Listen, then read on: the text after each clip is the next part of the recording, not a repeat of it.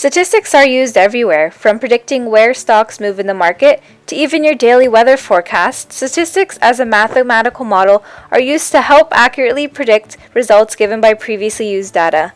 In science, statistics are crucial in analyzing and understanding what your data means. It plays a major role in supporting hypotheses and gives significance to datasets to further prove theories. It may seem daunting to a lot of science students at first, however, throughout your career you will find yourself using statistics more and more. First, we can begin with some key terms that you will hear endlessly. Let's pretend you are a botanist, a scientist that studies plants, and you are studying what nutrients help flowers grow. You're given a field with a wide variety of flowers, and the nutrients you decide to add are nitrogen and phosphorus independently. You section off 3 parts of the field and leave one without any nutrients, known as your control. And then you add one with just nitrogen and then one with just phosphorus to be tested. Every week you measure the height of a few flowers in your population to measure their growth. In this scenario, your independent variable is your nutrient type. An independent variable is a variable that does not depend on that of another. However, a dependent variable is one that does depend on another. In this case, flower height is your dependent variable because the height of the flower depends on how much nutrients the flower receives. The way you organize your data set is important too. Quantitative data are variables that are numerical, for example, height.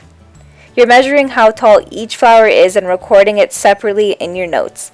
There's also qualitative data, which are variables that are categorical. For example, color. So instead of measuring and recording the height of each flowers and sorting them that way, you can instead categorize them by the color of the leaves. Realistically, we can't measure the heights of all the flowers in the field. There are simply just too many. The total number of flowers, even the ones we cannot account for, are the population of this experiment. The population of your dataset refers to the total number of values. Instead, you decide to take a smaller random section of your population known as a sample. A sample is a small section of that larger population used to estimate the population. Another important topic used in basic statistics is central tendency. Central tendency provides statisticians with a typical value of their data distribution. Some examples of ways to measure central tendency are by finding the mean, the median, and the mode of the sample. In the course of this video, we will cover both the mean and the median. So, for example, we can have a teacher who wants to determine whether her afternoon students test better than her morning students. She gives each class, the morning one and the afternoon one, the same test and marks them using the same marking sheet. She put the grade of the students in a chart, but how can she tell who did better? First, she begins by taking the mean, the average of the 2 classes individually. She does this by adding up all of the marks for each student and then divides them by the number of students in each class. For the morning class, she calculates an average of 69.8%. For the afternoon class, she calculates an average of 65.5%. Do you think these values accurately represent how well the class did? Calculating the average is important, but sometimes we need to do more to further understand what the data is telling us. The median is the middle value in a set of values. After rearranging her grades in numerical order, the teacher can then visually determine which grade is at the center.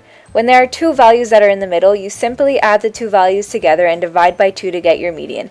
In this example, we would add 60 and 85 for the morning class and divide it by 2 to get our median of 72.5.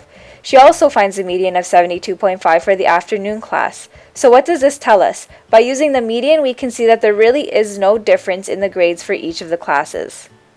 Statistics may seem like a lot of numbers and data sets, which can get a little dull to sort through. However, there are many aspects of statistics that are important in visualizing data sets and organizing them in a manner to make it easier for readers to comprehend.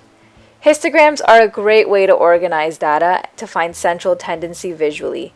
They may just look like an ordinary bar graph, but they actually provide a lot of information on the distribution of your data. They're able to tell you which direction your data favors, as well as an estimated value of central tendency.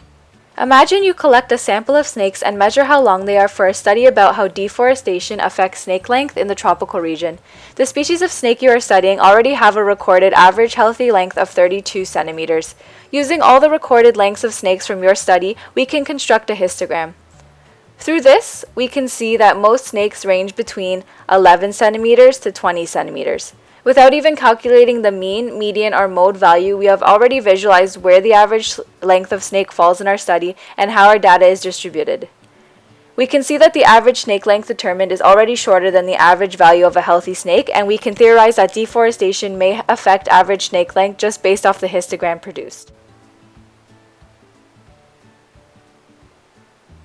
Statistics are crucial in collecting, understanding, and interpreting data. Understanding basic terms such as an independent versus a dependent variable, or qualitative versus quantitative data, and populations and samples are keys to establishing a strong foundation in the subject. The most common statistical practice you will come across will be the measurement of central tendency using the mean or median of your data.